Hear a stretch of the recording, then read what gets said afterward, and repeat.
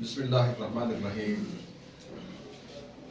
Today our topic of discussion is homeopathic treatment of the gastric lymphoma. Homeopathy आज तेजी से पलने और फूलने वाला सिस्टम है which is practiced all over the world.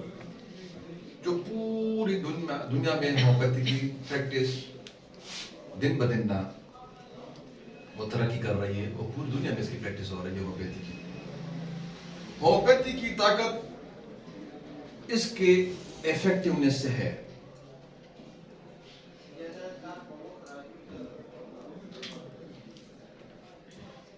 जहां तक हमारा जो टॉपिक है लिम्फोमा उसका ताल्लुक है, तो हमारे सिस्टम में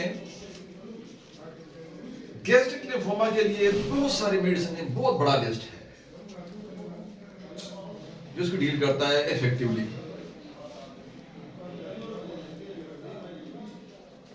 but the selection of the remedy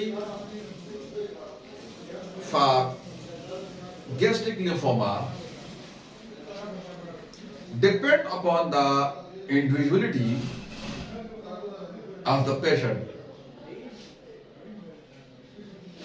consider क्या करना है आपने इंडिविजुअलिटी में, क्या कंसिडर करना? मैं आपको इधर न सिर्फ प्रश्न समझाता हूँ, तरीका समझाता हूँ, 10-15-20 मिनट समझाता हूँ, बाकी आपने खुद रिपोर्ट देख के ना उधर से करना है। लेकिन जो मैं आपको ग्रुप दूंगा वो आपका तकरीबन इंशाअल्लाह काफी परसेंटेज आपका कवर करेगा। आप जो डिपेंड करता है आपका जो सिलेक्शन है रेमेडीज का, ये इंडिविजुअलिटी पे। तो आप इंडिविजुअलिटी आपने कैसे कायम करनी है दवाइयों की? आपने वहां कंसिडर करना है दो चीजों को, एक माइंड सिम्टम्स को और दूसरा अपने फिजिकल सिम्टम्स को। दोनों कंसिडर करके ना आपने दवाई की सिलेक्शन करनी है, राइट? मतलब ये कि आप जो मोस्ट इंपॉर्टेंट रेमेडीज हैं उसको ही हमने डिस्कस करना है 10-15 को, और बाकी आपने उसी तरतीब को उसी तरीका को जहन में रख के ना, मतलब आपने डिफरेंशियल डायग्नोसिस करना है दवाइयों का। जो डीडी होता है डिफरेंशियल डायग्नोसिस, वो आपने करना है इंडिविजुअलिटी कायम करके।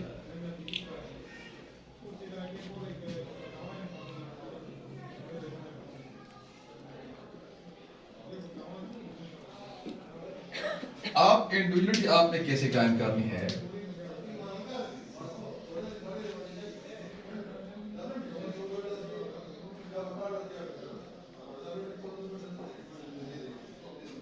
माइंड सिम्टम्स,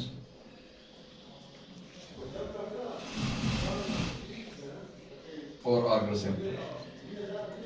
यहां आपने क्या करना है? स्टमक इधर, ये हमारा तरीका होगा,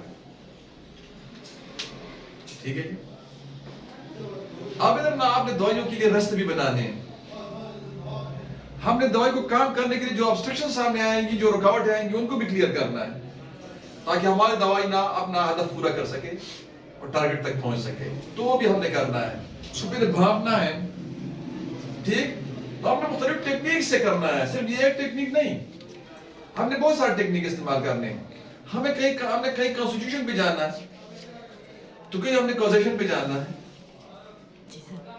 तो कहीं हमने लिम्फोइड टिश्यू को देख के ना कि भाई ये लिम्फोइड टिश्यू का है तो इधर इस टिश्यू पे कौन सी दवाई काम करती है। कहीं ना हमने इन्फ्लेमेशन को करना है रिमूव, कहां का? जाहिर बात है कि हमने जो लिम्फेटिक सिस्टम का इन्फ्लेमेशन होगा, ठीक है जी, उसको हमने करना है। लिम्फेंजाइटिस को हमने करना है कि भाई हमारा जो मटेरियल मेडिका है उसमें कौन कौन सी दवाइयां हैं, बड़ी दवाइयां हैं, मोस्ट इंपॉर्टेंट मेडिसिन है जो लिम्फेंजाइटिस को कवर करती है। तो हमने कहीं लिम्फेंजाइटिस को काज बना के, बेस बना के, फाउंडेशन बना के हमने दवाइयां सेलेक्ट करनी है। तो कहीं हमने टिश्यू को बेस बना के हमने दवाएं सेलेक्ट करनी है, तो कहीं हमने सिम्प्टोमेटोलॉजी पे करना है, तो कहीं हमने की नोट पे करना है, तो कहीं हमने इंडिविजुअलिटी कार्ड करके उसको करना है। लेकिन डायग्नोसिस तक आप ना जितने भी स्कूल ऑफ मेडिसिन हैं उनके साथ ना हमारा कोई इख्तिलाफ नहीं। डायग्नोसिस के बाद ना हमारा इख्तिलाफ शुरू होता है और हमारे रास्ते जुदा होते हैं। वो कहते हैं कि जी आप रेडिएशन से इलाज करो, वो कहते हैं जी आप ना केमिकल से जो ये इनमेच्योर कैंसरियस सेल्स हैं, जो मैलिग्नेंट सेल्स हैं, इनको खत्म कर दो। हम कहते हैं जी ये कोई हल नहीं है इसका। वो कहते हैं जी ये हल है तो और हमारे पास ऑप्शन नहीं है। हम कहते हैं जी ऑप्शन है होम्योपैथी का। वो कहते हैं जी कोई और ऑप्शन नहीं है। ठीक है जी, हर सिस्टम का लिमिटेशन होता है, तो उनका लिमिट आ जाता है। जब वो दीवार से लगते हैं तो हम वहां से स्टार्ट लेते हैं। हम कहते हैं जी ऑप्शन है, ठीक है जी, और भी दुनिया है, और भी दुनिया है। सिर्फ ना ये नहीं कि सिर्फ ये एलोपैथिक तरीके इलाज दुनिया में है और कोई इलाज दुनिया में नहीं। तो वो कहते हैं कि जी ऑप्शन नहीं है और कोई, तो हमने लाजमी उसको थोड़ा सा जिंदगी बढ़ाना है 4-5 साल, चाहे वो जिंदगी उसकी अजियतनाक और दर्दनाक क्यों ना, लेकिन हमने उसको जिंदगी बढ़ानी है। हम कहते हैं नहीं ये जिंदगी नहीं है, तो बहुत अच्छी है। हम कहते हैं ना ये हल है, ना ये मसले का हल है, मसला ब्रेक में है। मसला जो सेल डिवीजन का ब्रेक है, which is known as tumour suppressor gene, उधर की उसकी म्यूटेशन है, उसको ठीक करना है। वो कहते हैं जिसको रिपेयर नहीं हो सकता, तो हमने उसको जिंदगी दर्दनाक मतलब केमिकल से हमको जलाना, कहते हैं ये गलत है। तो रस्सी यहाँ जुदा होती है। अब ये हमारा एक ग्रुप है हमारा सिस्टम के अंदर जो हमारा सिस्टम को डिमोट कर रहा है। वो ग्रुप कहता है जी आप सिम्प्टोमेटोलॉजी पे इलाज करो जी, हम कोई लिम्फोमा को नहीं मानते, हम कोई कैंसर में से कोई डिजीज को नहीं मानते, हम मरीज का इलाज करते हैं। एक ये ट्यूमर है, ये भी एक ट्यूमर है होम्योपैथी में। ट्यूमर क्या होता है? इमेच्योर सेल्स होते हैं जो काम काज के नहीं होते, लेकिन सेल्स होते हैं वैसी जगह को घेरते हैं और आर्गन पे अपना बोझ बना लेते हैं। उस सिस्टम पे बोझ होता है ना ट्यूमर, और सेल्स काम के तो नहीं होते, लेकिन पड़े रहते हैं।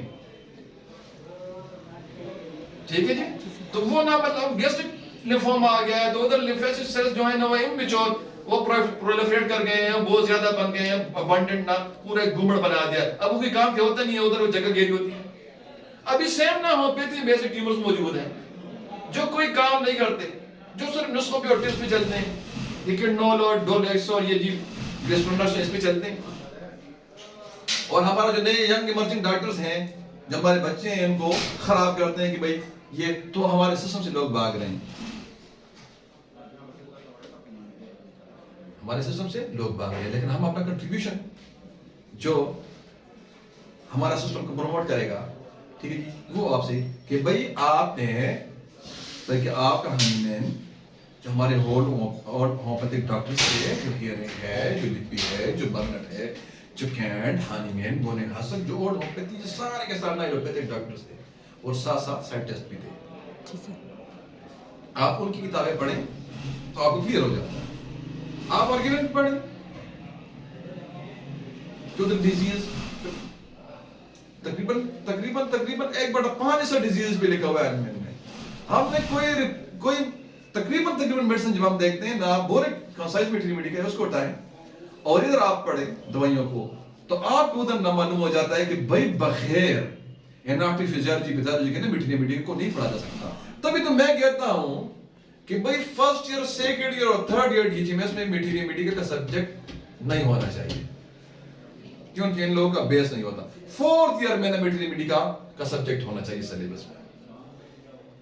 फर्स्ट ईयर के बच्चे को ना एनाटॉमी का पता होता है, ना फिजियोलॉजी का पता होता है, ना पैथोलॉजी का पता होता है, और ये उसको 10 दवाइयां पकड़ा देते हैं कि इसको याद करो। बस याद करने से क्या होता है? याद तो आप लोगों ने कुरान भी किया, कोई फायदा नहीं दे रहा। याद तो आप लोगों ने नमाज भी किया है, तो कोई फायदा नहीं दिया याद करने, because you are not parents, you are human being.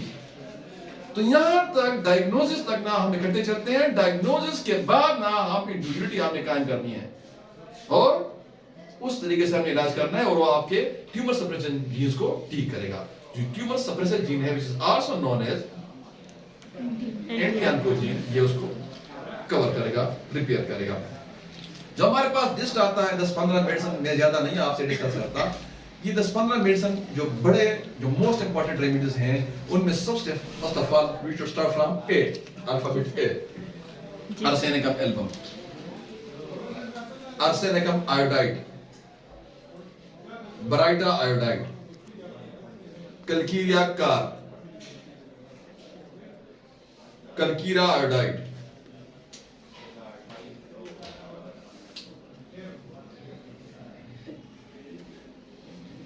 China ferrum phos, natrum mur, natrum ars, phosphorus, phytolacca decandra, scrophularia nodosa, टूजा।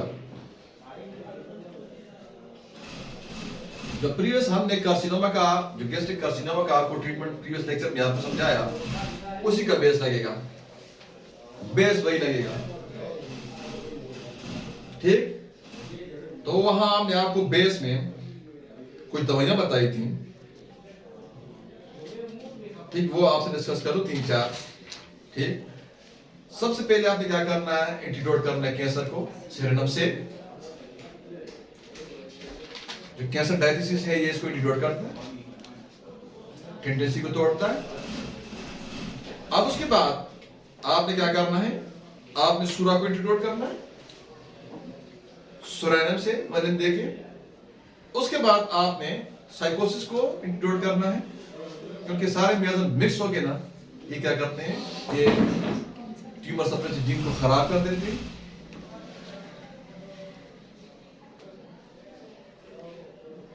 ट्यूबरकुलिनियम, ये मिडोरियम से पहले ट्यूबरकुलिनियम लगा दें, उसके बाद मिडोरियम लगा दें, इस तरह कर दें आप। ऑर्डर ऐसे बनेगा कि सेरेनम, ट्यूबरकुलिनियम, मिडोरिनियम, सोरेनम। तो ये ट्यूबरकुलिनियम टीबी को एंटीडोट करेगा, सोरेनम सूरा को, मिडोरिनियम साइकोसिस को, और सेरेनम कैंसर को। जो और इंपॉर्टेंट इंटरकरेंट रेमेडीज हैं इसके अलावा, वो आप याद रखें, आप 7-8 दवाइयां हैं, वो आपने ज़हन में रखना है। एक्सरे, सोल,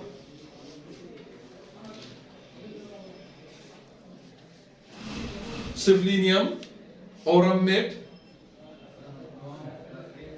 बेसिडिनियम, कार्सिनोसिनम और नक्सवानिका। जब आपकी दवाइयां काम नहीं करती, आपका बेस भी लगा हुआ होता है, तो आपने इन इंटरकरेंट दवाइयों को अपने अलामात के हिसाब से या खास के हिसाब में आपने लगा के उसको इंटरकरेंट करना है, तो आपकी दवाइयां काम करने लग जाती हैं।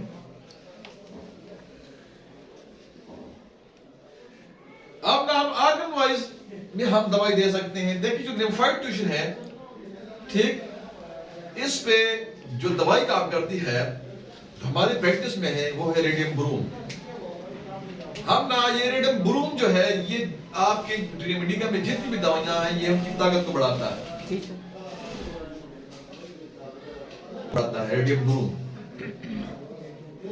ये लिम्फोइड टिश्यू की भी दवाई है। अगर आप इन्फ्लेमेशन में दवाई देना चाहते हैं कि भाई जो लिम्फेटिक टिश्यू है, इसकी इन्फ्लेमेशन होती है, which is known as लिम्फेंजाइटिस,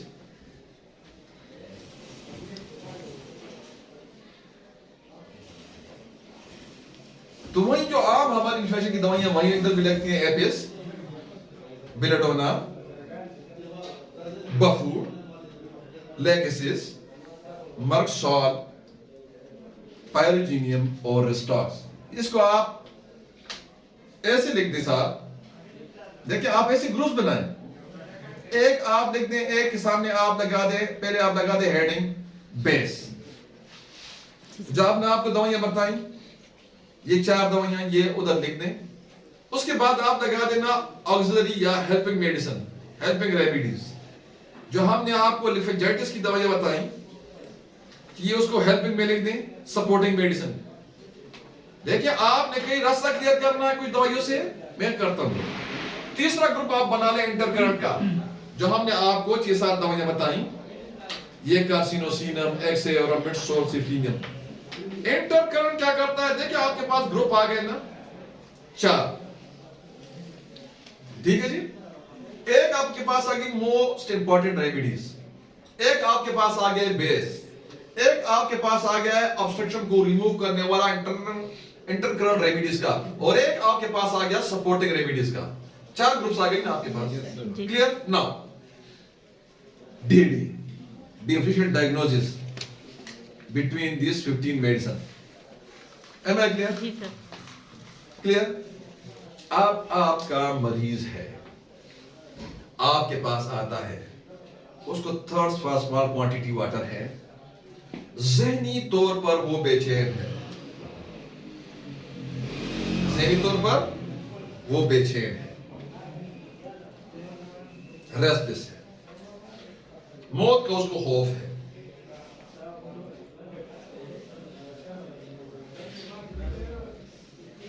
lymphoma उसको डायग्नोज है, मैदे में उसकी जलन होती है, जो दर्द मैदे में होता है वो जलनदार होता है, बर्निंग पेन होता है, और अगर ये एब्सेंट भी है तो आपने उधर आर्सेनिकम एल्बम उसको देना है बेस के साथ। जी सर। राइट? कोई मुश्किल है? No sir. Easy? Yes sir.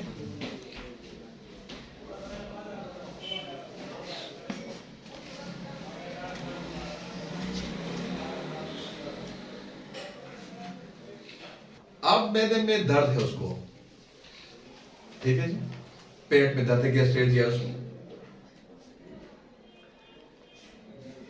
Gastric lymphoma के मरीज को जो प्राइमरी होता है, जो एराइज करता है गैस्ट्रिक म्यूकोसा से,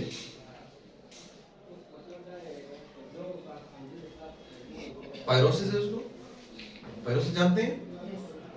ठीक? जी सर। जो मैदा चलता है या कटकड़ और पानी वाटर प्रेशर कहते हैं, लेकिन ये पायरोसिस कहते हैं मैदे की जलन को। जब मैदा जलता है तो उसको क्या कहते हैं? पायरोसिस।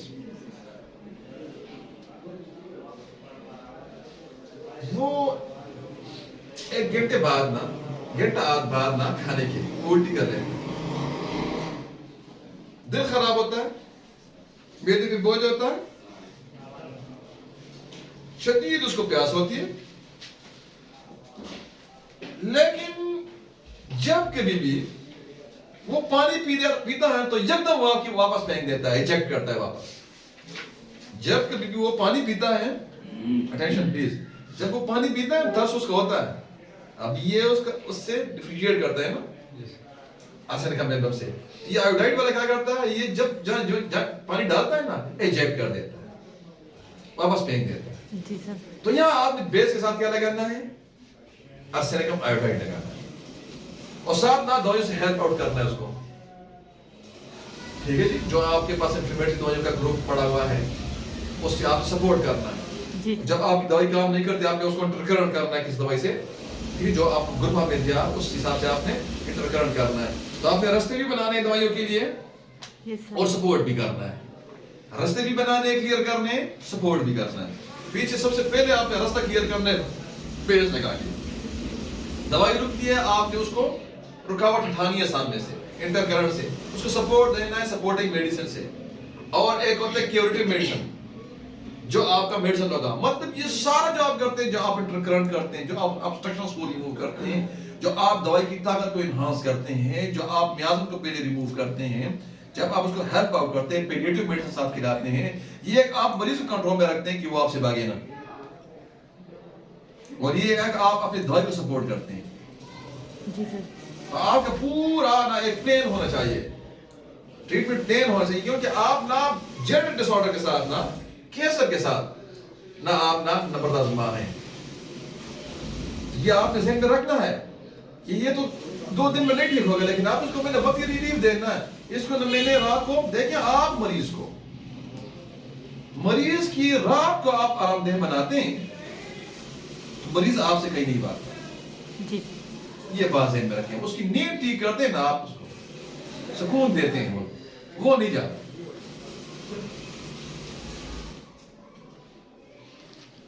ये साइकाट्रिस्ट क्या करते हैं? सारी वो सर्टेनियो, बेंजोडाइजेपिन और फ्लुओक्सिटिन और डलोक्सिटिन और जीएम मोड्रेन और जीएम मोटिवाल और हर महीने पाबंदी से मरीज आता है उसके पास, वो गोली उसको पता भी होता है मैं ठीक नहीं होता बीमार से टिकरार से, वो आता है बेचारा, किधर जाए, उसके पास कोई और ऑप्शन नहीं होता। आखिर में ना वो इतना ना तो 8-10 साल आने के बाद ना जो मेडिकल स्टोर वाला होता है ना, वो उसके साथ खाता भी करता है, उसको पता है ये किधर जाएगा, वो तो नहीं जाता, वो तो कहीं भी नहीं जाता, वो तो उसी के पास ही आएगा, वो उसके साथ फिर खाता भी करेगा, पैसे कम हो गए कितनी बाद में दे दो, अगले महीने दे दो, सब बिजली का बिल होता है। देखिए हमने आपने एक साइकाट्रिस्ट दोस्त से पूछा कि आपका कभी कोई मरीज ठीक हुआ है, तो उसको बुरा लगा, ठीक उसको बुरा लगा कि क्या यार पूछ रहे हैं कि कभी ठीक हुआ है किसी से, एक तो से हमें कोई रिस्पांस ठीक नहीं मिला। हमने एक और साइकाट्रिस्ट से पूछा कभी आपका कोई मरीज ठीक हुआ, वो कहता है जी हमारा मरीज जब हमारे पास नहीं आता तो हम कहते हैं या किसी और साइकाट्रिस्ट के पास चला गया या मर गया, बस उसकी दो जगह हैं और हमारी क्लिनिक के अलावा, या साइकाट्रिस्ट चेंज करता है तो कोई कहता है कि फलां बहुत अच्छा है, और या जीना वो मर गया, और कहीं नहीं जा सकता हमारा मरीज।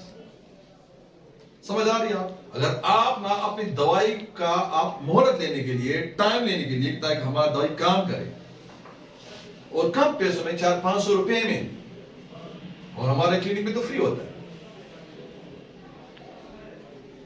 आप उसको वक्त रिलीफ दें और आप उसको वक्त रिलीफ पे भी रखें, तो ये थोड़ी कामयाबी है, छोटी कामयाबी है, तो फिर बिना होम्योपैथिक को मिट जाता है। समझ आ रही है आपको? जी सर। अगर कुछ स्पेशल आपकी ठीक भी नहीं होती तो आपने घबराने की कोई जरूरत नहीं, और काम जरूरी है। 10 के 10 जुकाम के मरीज भी किसी के ठीक नहीं होते, आपने फैसला करना है परसेंटेज पे, और आपने टाइप पे कि आप इलाज किसी से कर रहे हैं। अगर आपका 100 में 1 भी ठीक होता है तो कोई ये भी कमाल की बात है। अगर आपका 100 में 1 ठीक होता है और 5 कंट्रोल होते हैं, पेडिएट होते हैं, तो भी बहुत बड़ी बात है। कैसे आप उसका जो उसका फैमिली होता है ना, जो उनके एसिड्स होते हैं ना, उसको बचाते हैं, वरना केमोथेरेपी वाले वो उनको केमोथेरेपी करवा के ना वो उनको उसके एसिड्स बेचने पे मजबूर कर देते हैं, फुटपाथ पे लेके आते हैं। खिदमत नंबर 1। खिदमत नंबर 2 ये है कि वो अपने काम के काबिल होता है, आपकी बेटी गोली खा के उसके बाल नहीं झड़ते, उसके आईब्रो नहीं झड़ते, जी सर। और वो खूबसूरत जिंदगी गुजार रहा होता है। अगर आप उसका सर्वाइवल रेट भी बढ़ाते हैं तो कोई छोटी बात है। अगर आपका 8 मरीजों में 2 ठीक, 1 ठीक होता है, 4 कंट्रोल होता है, 6 आपका कवर नहीं होता, तो भी आपको घबराने की जरूरत नहीं है। क्लियर? तो भी आपको घबराने की कोई जरूरत नहीं है। आर्सेनिक आयोडाइड की समझ आ गई कि कैसी देनी है आपने? Yes sir. Yes sir. अब हमारे पास एक दवाई है बराइटा आयोडाइड। बराइटा आयोडाइड कहता है कि देखिए आप, बराइटा आयोडाइड इतनी छोटी सी दवाई है, 1 पैराग्राफ लिखा हुआ है इस पे बोरिक में, जी। इतनी छोटी सी दवाई है बराइटा आयोडाइड। उसके स्टार्ट में बोरिक लिखता है बराइटा आयोडाइड में कि acts on the lymphatic system. समझ आ रही है आपको? ठीक है जी, कहता है acts on the lymphatic system. समझ आ रही है आपको? Yes sir. जी सर। कोई बोरिक मेडिका मेरे टेबल से उठा के लेके आ जाओ। ये देखिए, ये है बोरिक मटेरिया मेडिका। ठीक, इधर ना बराइटाइड आप बोलते हैं। आप उधर देखें कि आप लोगों को इनार्टी फिजियोलॉजी पैथोलॉजी पढ़ने की जरूरत है या लिम्फेटिक सिस्टम को समझने की जरूरत है या नहीं। बराइटाइड छोटी सी दवाई है, इस पे बोरिक ने 1 पैराग्राफ लिखा हुआ है।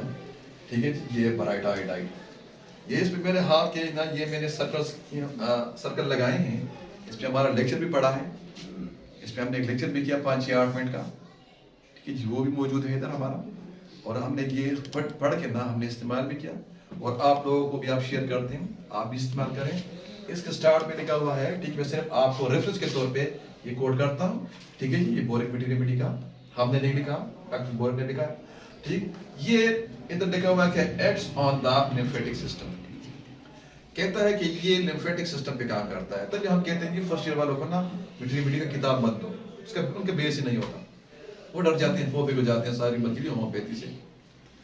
अब ये बंदा ये बोर्ड किताब लिखी है, ये उसने लिखी है डॉक्टर्स के लिए, इसका स्टूडेंट से फर्स्ट ईयर के स्टूडेंट से कोई काम ही नहीं। तो ये कहता है कि ये लिम्फेटिक सिस्टम पे इसका एक्शन है।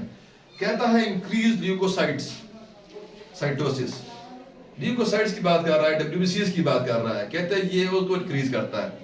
कहता है क्विंसी, क्विंसी जानते हैं जो दाना निकलता है ना ये टॉन्सिल के करीब पस वाला, सो क्विंसी कहते हैं। सलीशिया भी उसकी दवाई है, तो ये भी उसकी दवाई है।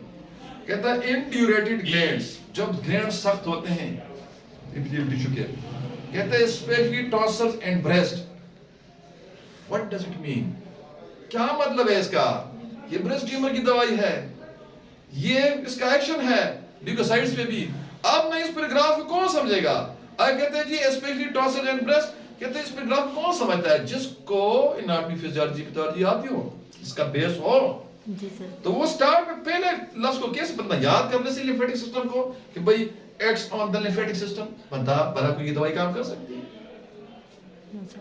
ठीक, आगे कहता है कि इसका typification of cervical glands and stunted growths, tumours इसमें लिखा हुआ है। तो अब एक बंदे को ट्यूमर का नहीं पता कि ट्यूमर क्या होता है, एक बंदे को ट्यूमर का नहीं पता कि ट्यूमर क्या होता है, न्यूप्लीजिया क्या होता है, ट्यूमर सप्रेशन जीन क्या होता है, जी सर। ओमा क्या होता है, Yes, ठीक, sir. तो वो ब्राटा डाइट को पढ़ सकता है बोरिक में। No sir. ठीक है जी, इंशाल्लाह जब मौका आता है कहीं भी तो हम उसको जाया नहीं करेंगे और आपको रेफरेंस देंगे। ठीक है, तो ब्राटा डाइट को आपने लाजमी कंसीडर करना है लिम्फेटिक सिस्टम में, लिम्फोमा में, क्योंकि ये लिम्फेटिक सिस्टम पे इसका एक्शन है। क्लियर? Yes sir. एक दवाई है कलकीरिया का, कलकीरिया का आप कॉन्स्टिट्यूशन देखें। ठीक है जी, आप इसका कॉन्स्टिट्यूशन देखें। कलकीरिया का जो है, अगर ये कॉन्स्टिट्यूशन इसका आपको जो मैं बताने लगा हूं, ये आपको इसका मिलता है कलकीरिया का, तो आप ना रीजन को भूल जाए, चाहे वो ब्रेन ट्यूमर है और चाहे वो आपका लिम्फोमा है, चाहे वो कार्सिनोमा है, जी सर। और मैं कहता हूं चाहे वो सार्कोमा है, वो कोई भी ट्यूमर है, वो किसी भी टिश्यू का, किसी भी ऑर्गन का, या कोई भी उसका लोकेशन है, कोई भी उसका टिश्यू है, ठीक, टीकर की रिकॉर्ड काम करेगा। मैं तो कहता हूं कि कोई मर्ज भी है तो आप उस मर्ज को भूल जाए। इसका मरीज जो होता है उसकी टांगें जो होती है टंडी होती हैं, पतली होती हैं, सर बड़ा होता है, जो बच्चा होगा उसके फाउंटेनस बैठे हुए होंगे,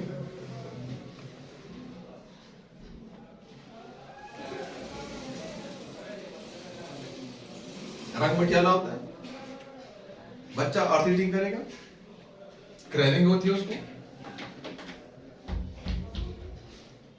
सर गर्म होता है, सर से गर्म पसीना आता है और स्पेशल जबरदस्त बात, रात को उसको इतना पसीना उसके स्कार्फ पे आता है सर पे, तो उसका पिलो भीग जाता है। अब अगर ये सिम्टम उसको हैं तो लिम्फोमा में भी काम करेगा, सार्कोमा में भी काम करेगा, स्टोमक ट्यूमर में काम करेगा। मैं कहता हूं ना ओमा जितनी भी ओमास मौजूद हैं, regardless of location of the body, system of the body, regardless, मैं तो कहता हूं कोई मर्ज ना मर्ज भी आप बोल जाए, कोई डायग्नोसिस की भी जरूरत नहीं होती। ये काम करता है, ऐसे काम करता है ना जैसे मैजिक। जी सर। मेरे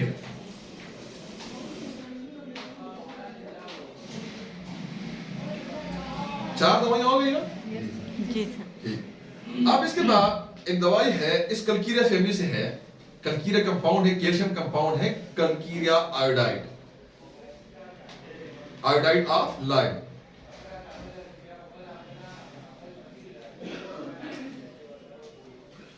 इसमें बोरिक आप जो इब्तदाई लाइंस होते हैं वो पढ़ते हैं, तो उसमें वो लिखता है, वो कहता है कि इसका इस जो एक्शन है वो कहता है कि वो ग्लैंड्स पे है, इनलार्ज ग्लैंड्स पे है। जी सर। जब ग्लैंड्स इनलार्ज होते हैं उस पे इसका एक्शन है। ठीक है जी। अब ना लिम्फोमा किधर होता है, ठीक है जी। अब स्पेशली कहता है कि टॉन्सिल जो होते हैं ना, ये कलकीरिया आयोडाइड के स्फीयर ऑफ एक्शन में आते हैं। Who said boric boric acid. In his materia मिट्टी का इब्तदाई लाइज में।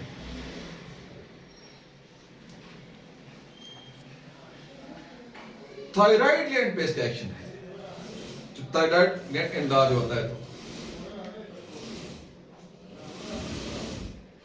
इसके जो चिल्ड्रंस होते हैं वो फ्लेबी होते हैं। ये कल्कीरा फैमिली से है ना, ये कल्क्यूराइडाइड। जी सर। ठीक है जी, फ्लेबी होते हैं, पिलपिले।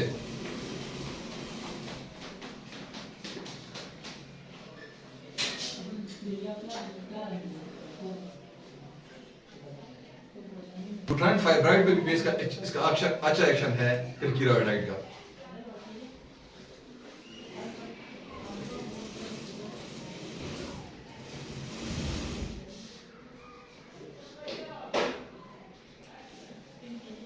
तो जब आपका दवाइयां फेल होती हैं, कल्कीरकार फेल होता है, तो आप उधर ना ये कल्कीराइडाइड को ट्राई कर सकते हैं। ये भी जो है लिम्फोमा की टॉप दवाई में आती है, मोस्ट इंपॉर्टेंट मेडिसिन में आती है। जी सर।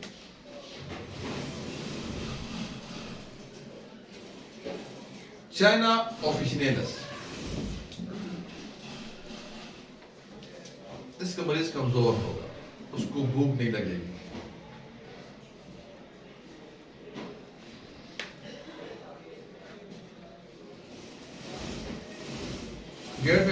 पेट में अपारा होगा, एब्डोमेन डिस्टेंशन होगा,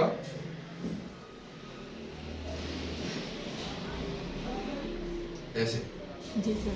लेकिन जब गैस में आप इसको डिफिशिएट करते हैं, अगर डकार से आराम है, ठीक ऊपर गैस अपर जे में है तो स्कार्पोविस, अगर नीचे तो लाइको, और अगर पूरी पेट में तो चाइना। जी सर। अगर मरीज कमजोर है, उसको भूख नहीं लगती और उसका पेट फूलता है बहुत ज्यादा, भूख उसको नहीं लगती, तो अगर आपने लिम्फोमा में चाइना को ट्राई करना है।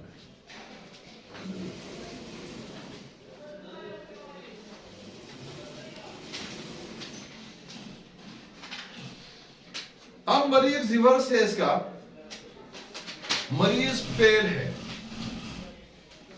पेल, उसको मैदे में जलन होती है, और मरीज बिल्कुल उसका जो कॉम्प्लेक्शन है वो पेल है, राइट? जी सर। मैं कहता हूं आपका जो फेराफास है, इसको हमने इस्तेमाल किया ना पॉलीसाइथीमिया में, जबरदस्त रिजल्ट है इसका पॉलीसाइथीमिया में फेराफास का। कहने का मकसद ये कि आरबीसी में भी एक्शन है इसका, और इसका एक्शन जो है ब्लड में डब्ल्यूबीसी का जो टाइप है लिम्फोसाइट्स पे भी है। तो ये सेकेंडरी लिम्फोमा भी काम करता है, और ये प्राइमरी लिम्फोमा, गैस्ट्रिक लिम्फोमा में भी इसका जबरदस्त एक्शन है। इसका जो form elements of the blood है, ब्लड के दो हिस्से होते हैं ना, एक सेलुलर पार्ट होता है, which is also known as form elements, haematology, और दूसरा केमिस्ट्री है। तो इसका केमिस्ट्री साइड ना, ये जो हेमाटोलॉजी साइड है ना, सेलुलर पार्ट, इसका जबरदस्त सेक्शन है। पॉलीसाइथीमिया में हीमोग्लोबिन बढ़ता है। हमारा मरीज है हमारे पास, वो ना तकरीबन फिक्स तो मुझे नहीं याद, तकरीबन महीने में इधर ये जहांगीरा का, जी सर, तकरीबन वो महीने में एक बैग खून, वो 1.500 ml वो निकालता था। आज वो नहीं निकालता, 4 साल हो गए। जी सर। नहीं फेराफास हमने दिया उसको। तो ये लिम्फोमा पे भी काम करता है। अगर इसका मरीज जो है उसका क्या, वो एनीमिक होगा, रंग उसका पेल होगा, और उसको तुर्श डकार आएंगे, और उसका मैदा जलन करेगा।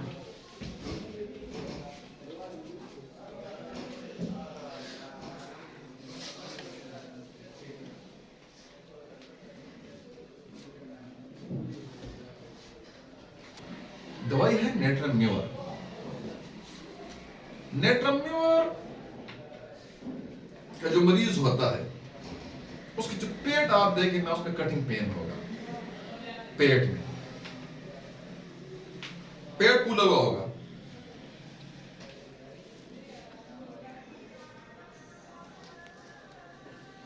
ये जो एब्डोमिनल रिंग है, ये रिंग इधर, जी सर, ठीक, इधर दर्द होगा, ठीक है जी,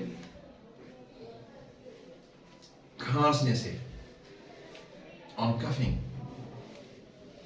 खांसने से। इसका मरीज जो होता है उसको भूख लगती है बहुत ज्यादा, हंग्री होता है।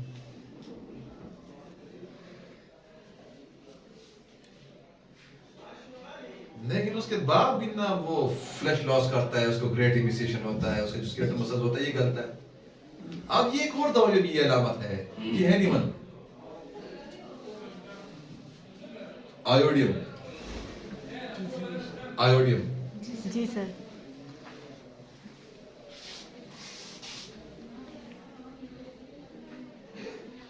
इसके मरीज को जो प्यास लगेगी ना वो मिटेगी नहीं किसी पानी से, उसकी प्यास नहीं मिटती, वो सख्त प्यास होती है उसको, पॉलीडिप्सिया। और जबरदस्त उसमें एक अलामत है ना, वो उसकी की नोट है। जब इसका मरीज है वो खाता है, खाने के दौरान में उसको पसीना आता है। जी सर। खाने के दौरान उसको पसीना आता है। और इसका मरीज जो है क्रेव करेगा साल्ट की तरफ ना, उसको नमक बहुत ज्यादा खाएगा, वो चाटेगा नमक। जी सर। वो नमक चाटता है। कलकी ने चाट वाला मट्टी चाटता है, और नेट्रोन्योर वाला नमक, अर्जेंटन नाइट्रिकम वाला मीठा। जी सर। कितना खूबसूरत सिस्टम है आप लोगों का। आप ना, आपको अगर पैथोलॉजी भी आप मिस करते हैं तो ये आपको कवर करता है, आपका सिस्टम बेहतरीन तरीके से आपको कवर करता है।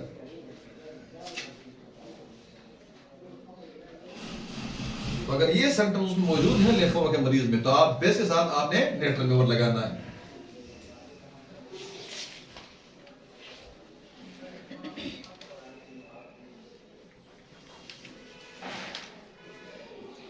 अगर लिम्फोमा का मरीज है और उसको thirst for icy cold water है और उसका मैदा भी चलता है, जी सर, तो आपने फास्फोरस लगाना है।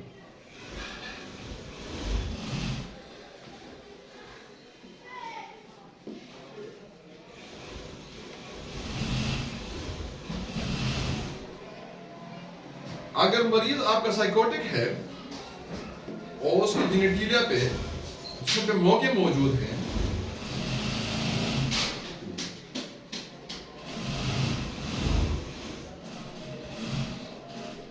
तो उसको आपने देना है तुझा।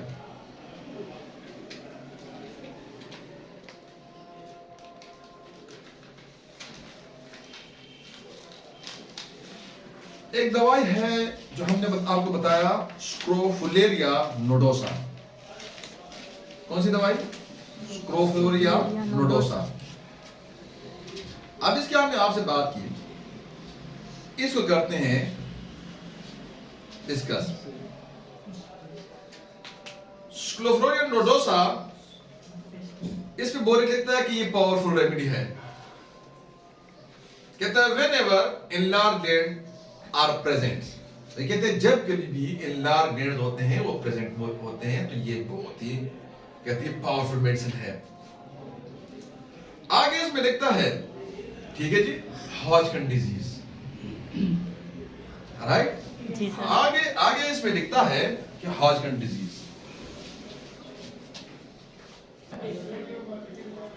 इसमें लिखता है स्क्रोफुलेरिया नोडोसा में हॉजकिन डिजीज।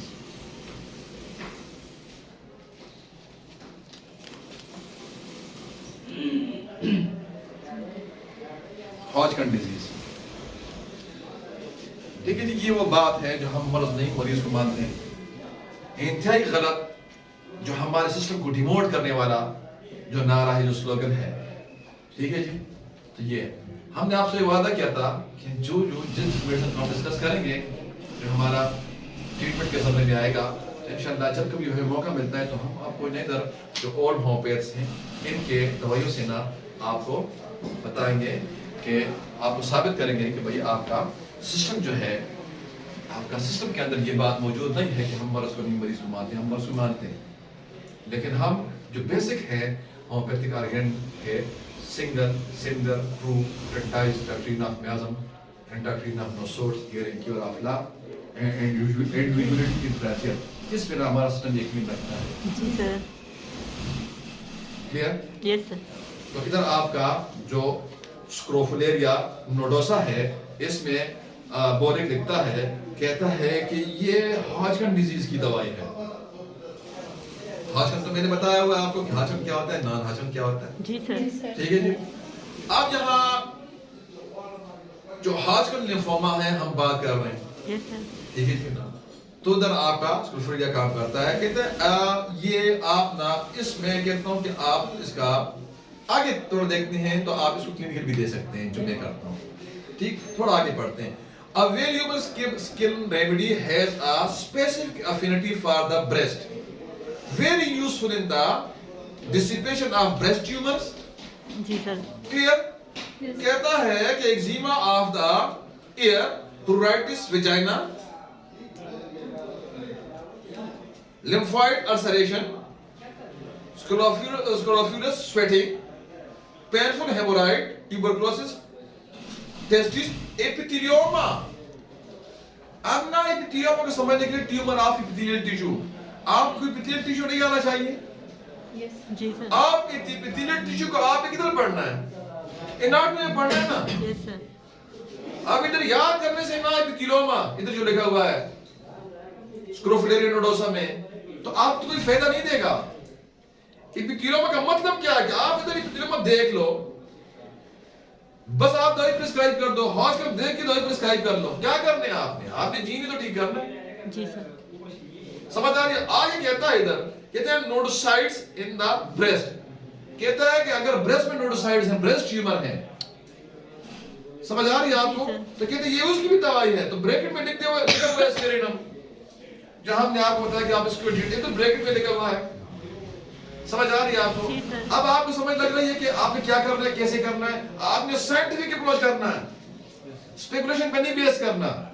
वरना आप भी डिमोट होते हैं और आपका सिस्टम भी डिमोट होता है। आपने आज ना मॉडर्न, ये मैं कहता हूं आपने पुरानी होम्योपैथी करनी है।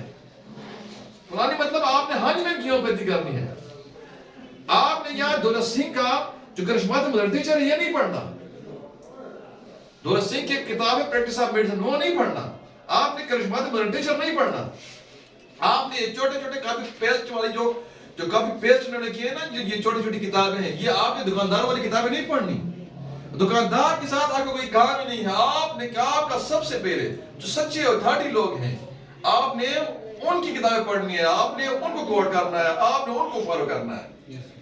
और जो आपके ओल्ड मास्टर्स हैं, चाहे वो हेरिंग है, चाहे वो हानीमैन है, चाहे वो लिपि है, चाहे वो बर्नट है, चाहे वो कैंट है, ठीक है, मैं जितने भी हैं ये सारे जो है ना ये सच्चे लोग हैं, ये अथॉरिटी लोग हैं। इनकी किताबें मौजूद हैं, हमें और कोई किताबों की जरूरत ही नहीं है, हमें नोट्स की जरूरत नहीं है।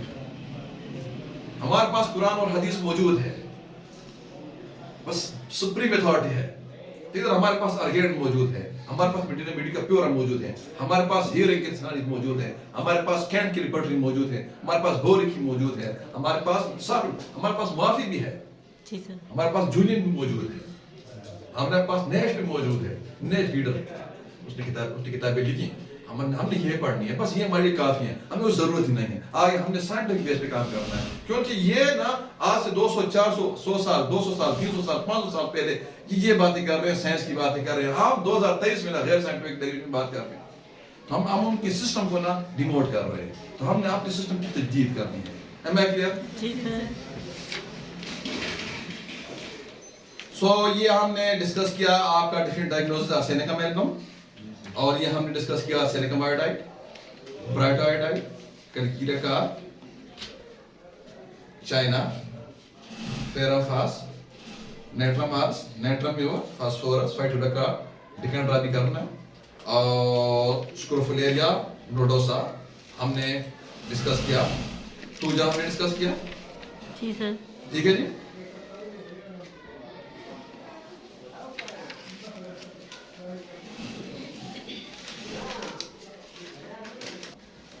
फाइटोलक्का डिकेंड्रा, एक होता है ना बेरी, जी सर, होता है? Yes sir. ये फाइटोलक्का डिकेंड्रा के बारे में वो दूसरी बात भी याद रखें, ये जो इधर ब्रेस्ट ट्यूमर बनते हैं ना, ये उसकी भी दवाई है, ठीक है जी सर। और एज वेल एज जो लिम्फोमा इधर बनता है ना, ये उसकी भी दवाई है और ब्रेस्ट की भी है, जी सर। ठीक है जी।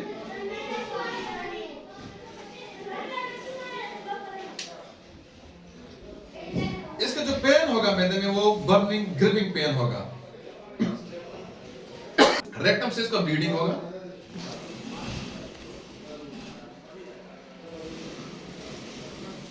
जो राइट हाइपोकॉन्ड्रियम है, सोर स्पॉट्स कहता है इसका राइट हाइपोकॉन्ड्रियम में होंगे।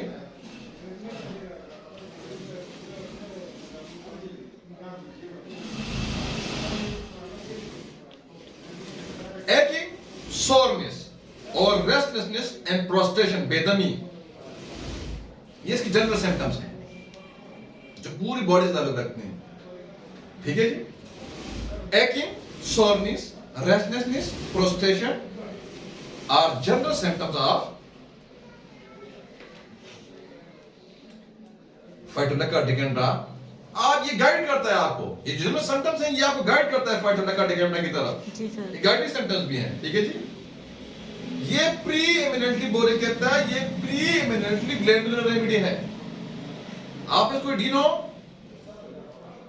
कार्सिनोमा या एडिनोस्क्वेमस सेल कार्सिनोमा उसमें भी कर सकते हैं, कार्सिनॉइड में भी कर सकते हैं, कर सकते हैं इसमें, ठीक है जी। आप कहता है ये pre eminently glandular remedy, glandular swelling with heat and inflammation,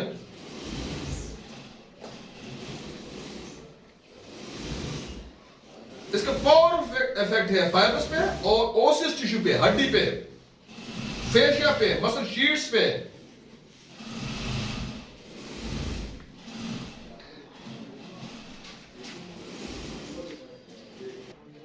अगर उसको सेफ्लेटिक बोन पेन्स हैं और वो लिम्फोमा का मरीज है, सेफ्लेटिक बोन पेन्स को आप कैसे आप आइडेंटिफाई करना है, इधर मैं आपको बता के ना क्लोज करता हूं। अगर उसकी हड्डियों के दर्द हैं, वो रात को बढ़ते हैं, डॉक्टर साहब जब सनसेट होता है, जब सूरज गुरूब होता है, मुझे क़यामत तारी होती है, मेरे हड्डी टूटता है।